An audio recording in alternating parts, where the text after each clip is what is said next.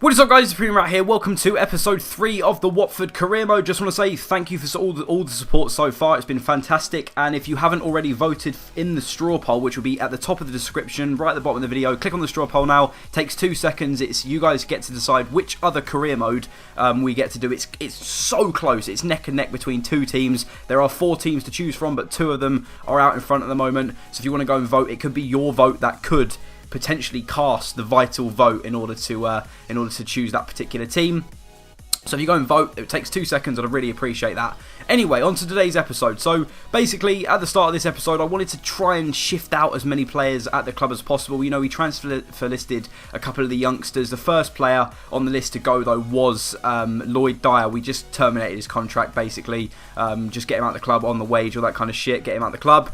Anyway, but then we managed to finally bag Juan Iturbi. I think it was like 8.5 mil we put in, but then he was on a fairly big wage, 60 grand. And as a result of that, as you can see there, Timo Werner, we stalled the deal for Timo Werner again because we wanted to make other signings. We then put in a 65k a week wage bid, kind of contract offer, for Moritz Leitner from Dortmund, and he goes and accepts that. So that is the 4 signings all into the club now. We started by signing Brandt on loan, Julian Brandt from Leverkusen. We then signed Ruben Neves, who's a high potential centre defensive mid. We then bagged Juan Iturbi, he's a right winger, and obviously Moritz Leitner as well, who can also play at cam, which is a little bit of rotation, which is wicked. So they're the 4 signings. I'm not going to be making any more signings until January, so I'm happy with the squad now. Anyway, then on to our first game of the season, and what they've done this year in career mode, which has really pleased me, is the fact that they've put the real life fixtures in. So Watford did actually start with Everton away in real life, and we start with Everton away in our first Premier League game of the season. They ended up drawing 2-2, and so, you know, to lose to Everton away wouldn't have been a massive deal, but I was confident that we could pick up at least a point here. But we didn't play particularly well to start off with. I think that was Deulofeu weaving through, squaring it to Naismith, and he really should have scored. It was a good save from Gomez there. And then just before half-time, they get another chance. It was whipped in. And then I'm pretty sure it might have been Kevin Morales that got his head on that, actually. One of the smallest players on the pitch. But again, Gomez making a fantastic save down to his right to deny them just before half-time. But into the second half, though, this is where we started turning the screw. We came out all guns blazing. I got into the players at half-time. Capoue taking a wicked shot at the edge of the box. Parried by Tim Howard and then stuck in, I believe it was by Deeney, but he was offside nonetheless, so we had to scratch that one off. But we were growing into the game. In the 62nd minute, Ibarbo is put through. Surely he's going to score, takes it onto his left foot, but what an unbelievable save that is by Timmy Howard to deny Ibarbo his first goal of the season and our first goal of the season. So we had a couple of chances there. Ibarbo really should have scored that one. There again, Barry had an unbelievable chance. The free kick was whipped over the wall by Baines. Gomez made a good save and it fell to Barry, and about 6 yards out he just blasted it over. But talk about one Ibarbo chance. This is his second chance, and this chance is even better. 72 minutes gone, burning through, and again he's fucking 13 yards out. He's really got to put that away. So were we going to rue that miss? Barkley into Lukaku. That's a fantastic save from Gomez. Both keepers were on absolute fire. Gomez made a couple of great saves. Timmy Howard made a couple of great saves. And at the end, it finished 0-0, which was probably a fair result, to be fair, because in another game, we could have had 3, they could have had 3. So a 0-0 draw does me the world of good, and we get off to, you know, an unbeaten start in the Premier League. That was exactly what we wanted. So that was decent for us. When we got back then, we loaned out a couple more players. That was Mensah going to Northampton, and this is Favili. We put them all up for transfer loan. He was going to Gillingham. Then we did a little bit more training. Every time we do the training, I'll show you who has kind of done well. Iturbi not getting off to a great start there, picking up an F in his first training. And then we listed up Alfie Young as well in the last episode, the first episode. He went to Barnsley on a 1-year loan. And finally then, I know he's a club legend. I know a lot of you in the comments section told me not to sell him, but, you know, he's sitting on a decent wage each week, and we're going to get almost £1 million for him. Bolton put in 800k or something like that for Lloyd Doyley, and unfortunately he's got to go out of the club. And so we're now just working towards building a squad and buying a couple more players in January. On to the second game then. Second game out of 3 in this episode. This is our first home game. And doesn't Vicarage Road look absolutely unbelievable on fucking FIFA this year? So this is our first home game of the season. We started with Everton away. picking up a 0-0 draw, and now we've got West Brom at home, and West Brom are a lot weaker than Everton, obviously, so I was really looking forward to testing out our front three against these lot. It was Ibarbo, I think we put Ibarbo up front actually and played Brandt on the left and Iturbi. But as you can see there, after about 13 minutes gone, the free kick was whipped in. Iturbi tried to get his head on it, and then I've no idea who he clatters into, one of the centre-backs, but he gets fucking stretchered off. And so we had to bring Deeney on. We put Ibarbo back to his favoured right-wing role and brought Deeney in up front. So we had Brandt, Deeney and Ibarbo as the front three, basically, to carry us through for the rest of this game. But we were the ones that were dominating, to be honest with you. First chance comes through, Ibarbo wins it in their box, squares it to Brandt, and it was a good save from Ben Foster. And again, the rebound falls to Abdi. But this time Foster makes a decent little save. But we do actually go 1-0 up then, just before half-time. Ibarbo in his right wing role, gets down the wing, a beautiful through ball by Abdi, lays in Ibarbo, who squares it across, and the substitute, out of no fault of my own or whatever, you know, we decided to not necessarily rest Deeney in this game, but obviously, as I said, we want to be playing Ibarbo up front, and I thought I'd go with Ibarbo, Iturbi and Brandt just for sheer sweaty pace in this game.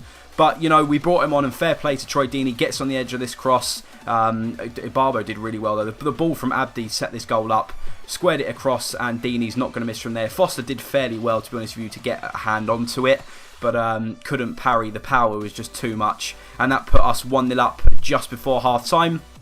And we were playing some really good football. Just after half-time then, again, I think it was Abdi, turn provider. Deeney about 13-14 yards out, takes a strike, but again, a great save from Ben Foster. Really should have scored that one. That may have put the game to bed. But then West Brom, the latter stages of the game, they were growing into it. Sessegnon weaving left, right and centre. I couldn't deal with him. He's just got the most unbelievable dribbling in the world. He puts that one wide. And then Sessegnon again, but Gomez just makes the greatest save I've ever seen. We've got to have a look at this again in slow motion. Cathcart doesn't really deal with the header. And then Sessegnon has got goal written all over it. Gomez makes probably the greatest save I've ever seen on career mode, generally on FIFA. And so that will go down as one of the highlights of the series so far. We're only fucking 3 episodes in. And again, you know, a great performance from Gomez. You know, Sessegnon had a one chance, but really we dominated West Brom for the full 90 minutes. As you can see there, they had the same amount of shots as us, but only one on target, and that is what made the difference. We took our chances, they didn't. And as a result of that, we get our first win of the season, which was wicked. And when we got back to the career mode menus and stuff, you know, I was scared that Iturbi could have been out for a while, but thankfully it was only a bruised shoulder, and he was only out for 9 days. So obviously, off the back of that win, we had another game against Southampton at home, and Ibarbo this time playing on the right, Deeney slotting him back up front. And we dropped Brandt for this game because he didn't really do much in that last game, and so we put Anya in at that left wing role. But again, there's going to be a lot of rotation this side. And again, Southampton, every game at home for us is going to be difficult. Southampton, though, haven't started particularly great this season, but we get off to an absolutely brilliant start. Ruben Neves, in his first game, does fantastically well in central midfield, wins it off. I think it might have been Wanyama. He steals it off and then just drives at the heart of the defence, slips through Troy Deeney, and with his weaker left foot, well, I say weaker left foot, not many footballers have a weaker foot nowadays, but alright, his less preferred foot, you can say, powers it so hard past the keeper. I believe they got Stecklenburg in goal now because Fraser Forster's injured for like most of the season. But he puts us 1-0 up, and that was a really good start. But Southampton hit back pretty much straight away. Shane Long with an absolutely exquisite finish across Gomez to equalise in the 30th minute. It was Ibarbo down this right hand side. He kind of gives it away. You can see there, he kind of gives it away, and then Davies played it to Ramirez, I think it was, who squared it to Long in the end, and with his weaker foot as well, just like Deeney, 2 weaker foot goals. He puts it into the corner, and that was 1-1. And Southampton kind of deserved that, to be fair, because we scored early on, but we weren't playing that great, if I'm honest with you. And so going into half-time, it was kind of I would have taken a draw, to be honest with you. I'd have taken a draw before the game even started. But, you know, as the game grew on, there was a few... The second half was full of chances. The first one there... in fact, no, this is at the end of the first half. I have no idea what I'm talking about. But they do have a good chance there with the free kick. But on the counter-attack, we like to spring the counter-attack a lot on FIFA. It's a deadly weapon. And this time Ibarbo going through and unfortunately hitting the post, which was a little bit annoying. Could have taken the lead in that one. And then just after half-time, then, as I said, second half was full of chances. Southampton were growing into the game. And there is Belkalem. And as soon as I made that tackle, I feared for the red card. And there is the red card. I believe it was on his first start as well, because we've been playing Cathcart and Proddle, usually in the centre-back role, but I thought I'd give Belkalem a chance, and, you know, it was a disgusting tackle, to be honest with you. In real life, that would have been a red card. He eventually does win the ball, but he goes through James Ward-Prowse like a fucking hot knife through butter. And so there's nothing we could do about that. And we had to basically hold on for like 30 minutes with 10 men. But we weren't done there. In a fucking unbelievable set of circumstances, Brandt plays a ball over the top to Ibarbo. A pretty hopeless ball, to be honest with you. But there is a massive, massive mix-up between the goalkeeper and the defence, and it drops to Ibarbo, and he is never ever going to miss from there. I have no idea what the goalkeeper's doing. You see that a lot in real life, to be honest with you, so that's another realistic feature that they've brought to career mode. I know sometimes when it comes along the floor, when you let it back to the keeper, they don't pick it up or they don't kick it out, but that one was a bobbling ball. Keeper fucked it up, and Ibarbo going through. He still had to finish it, so a decent finish nonetheless into an open net, whether you can say that's a decent finish or not. But he did well.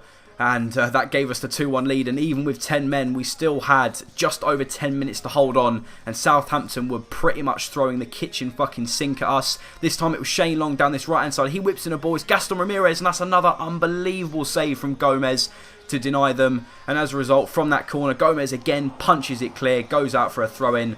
And the referee blows the full-time whistle. And again, another deserved victory, if I'm honest with you. So we've played 3 games in the career mode so far, and we've picked up 7 points, unbeaten. We're playing some absolutely great football. Gomez has been fantastic, Ibarbo has been fantastic, and the midfield has been really, really strong. Anyway, guys, that is pretty much it. That is going to be the end of the episode. If you have enjoyed the video, please drop it a thumbs up. I'd really appreciate that. If you haven't checked out any of the other episodes in this series, I'll leave the link to the series playlist down in the description. Go and check it out. And if you haven't voted on the straw poll, it could be your vote that decides which career mode we go to next, because it's very, very tight.